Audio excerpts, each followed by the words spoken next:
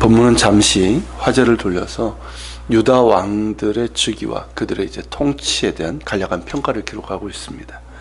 먼저 여호람인데 그는 여호사밧의 아들로서 아합의 아들 요람이 아합의 뒤를 이어서 북이스라엘을 다스린 지 5년째 되는 해에 유다 왕이 됩니다. 여호람은 8년 동안 다스렸는데 그에 대한 평가는 크게 세 가지입니다. 첫째는 그가 북이스라엘의 왕들의 길을 가서 아합의 길과 같이 하였다는 것이죠. 즉 아합이 행했던 것 같이 바알 숭배를 비롯해서 하나님 보시기에 악을 행하였다는 것입니다. 그리고 이것은 그가 아합의 딸 아달랴와 결혼한 것과 관련이 있음을 말하고 있습니다. 두 번째는 그럼에도 불구하고 하나님께서 유다를 멸하지 않으셨는데 그 이유는 다윗과 맺은 언약 때문입니다. 다윗과 그의 자손들에게 항상 등불을 주시겠다고 하신 말씀 때문이었다는 것이죠. 하나님은 그 언약을 기억하셔서 긍휼을 베푸시는 하나님이십니다. 세 번째는 에돔과 관련된 일인데 에돔은 유다의 속국으로 있었습니다. 그리고 그의 아버지 여호사밧이 에돔의 섭정을 세웠지만 이 여호람 때 독립을 시도해서 스스로 왕을 세운 것이죠. 이에 여호람은 군대를 이끌고 에돔의 수도인 사일로 이동해서 진압을 하려 했지만 도리어 밤에 에돔 군대에 포위되고 말았습니다. 여호람은 간신히 에돔을 치고 포위를 뚫었지만 군사들은 다 도망가고 말았습니다. 이로 인해서 유다는 에돔에 대한 통제권을 상실하게 된 것이죠. 자, 여호람의 뒤를 이어서 왕이 된 사람은 그의 아들 아하시아였습니다. 역대하 22장 1절에 따르면 아하시아는 여호람의 막내 아들이었습니다.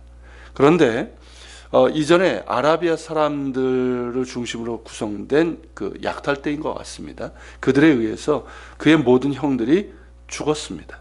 그런 까닭에 막내인 그가 왕이 될 수가 있었던 것이죠. 그러나 아하시아는 그의 아버지 여호람처럼 아합의 집과 같이 행했는데 여기에서도 여호람의 부인이자 아하시아의 모친인 아달랴, 즉 북왕국 오므리의 손녀이자 아합의 딸인 아달랴가 소개되어 있습니다. 자, 이것으로 보면 그의 어머니의 영향 때문이라는 것으로 볼 수가 있고요. 실제로 아달랴가 실권을 잡고 있었습니다. 그런데다 그는 아합 가문의 사위가 됩니다. 그의 아버지에 이어서 그의 아들까지도 아합 가문과 결혼 동맹으로 이어지게 된 것이죠. 이것이 어떻겠습니까? 하나님 보시기에 악하였고 아하시아는 그의 아버지와 같이 우상숭배 악행을 저질렀습니다. 북왕국과의 결혼 동맹으로 인해서 북왕국의 왕 요람이 아람 왕 하사엘과 전쟁할 때 동맹군으로 참여할 수밖에 없었습니다. 그 전쟁에서 요람이 부상을 당했고 아하시아는 자신의 외숙부이기도 한 이 요람에게 병문안을 갖다가 예후에게 요람과 함께 살해당하고 맙니다. 왕이 된 지 불과 1년 만에 말입니다. 여기서 우리가 주목해서 봐야 될 인물이 바로 다름 아닌 아달랴입니다. 여호람의 부인이자 아하시아의 어머니인 아달랴는 앞에서 본 것처럼 아합과 이세벨의 딸입니다. 어려서부터 보고 자란 것이 바알과 아세라 우상을 섬기는 일이었고 온갖 악행으로 하나님을 대적하는 것이었습니다. 그런 아달랴가 남왕국의 왕비가 되었으니 유다의 어떤 일들이 벌어질지는 충분히 예상이 되는 것이죠. 여호람이 바르게 섰다면 모를까? 그 역시 악하였고 아내의 말에 따라서 우상숭배 정책을 폈고 많은 사람들을 죽였습니다. 그리고 그의 아들 대에서는 아달랴가 섭정이 되어서 온 나라를 쥐고 흔들었고 그로 인해서 그녀의 아들 아하시아는 아합의 길을 갔고 결국 1년이라는 짧은 기간만 왕으로 있다가 살해당하는 비극을 맞이하게 된 것이죠. 왕들이 이 모양이니까 나라 꼴이 어떻게 되겠습니까? 백성들 역시 우상숭배 악행을 따르게 되었고 또 그들의 삶 역시 곤궁에 처하고 말았습니다. 하나님을 버리고 우상숭배 악행을 따른 자들로 인한 결과인 것이죠. 이런 상황이 되는 데에 아달랴가 그 중심에 있었고 아달랴에 대한 책임은 여호사밧에게 있다는 것을 부인할 수가 없습니다. 여호람의 아버지 여호사밧은 하나님 보시기에 정직한 길로 갔던 것으로 그렇게 평가를 하고 있습니다. 그러나 그의 잘못이 둘이 있었다는 것을 우리가 이미 보았죠. 열왕기상 22장에 나오는데 하나는 뭐냐면 산당을 폐하지 않았다는 것이죠. 그래서 백성들이 여전히 산당에서 바알을 숭배하도록 방치를 했다는 것이고 두 번째는 북이스라엘과 화친을 맺으면서 아합의 딸을 아들의 며느리로 데리고 왔다는 것입니다. 여호사밧이 하나님 보시기에 정직하게 행하였다고 하지만 그는 현실적인 이익을 계산하면서 그리한 것이고 또 이 정도는 괜찮겠지 하는 안일함을 갖고 있었던 겁니다. 그것이 결국에는 그의 아들과 손자까지 다윗의 길이 아니라 마땅히 다윗의 길을 가야죠. 다윗의 길이 아니라 아합의 길로 가도록 한 원인 제공을 하게 된 것입니다. 신앙과 행위에 있어서는 자신의 몫이라고 합니다. 부모님들의 영향이 크지만 자신의 몫이라고 하죠. 하지만 아내와 어머니의 영향이 상당히 큰 것은 부인할 수가 없습니다.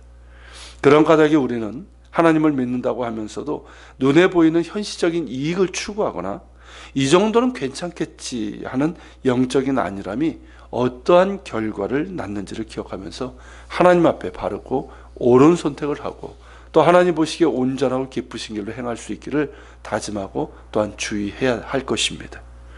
하나님께서는 우리가 우리의 마음과 뜻과 힘을 다해서 당신을 사랑하고 따르기를 원하십니다.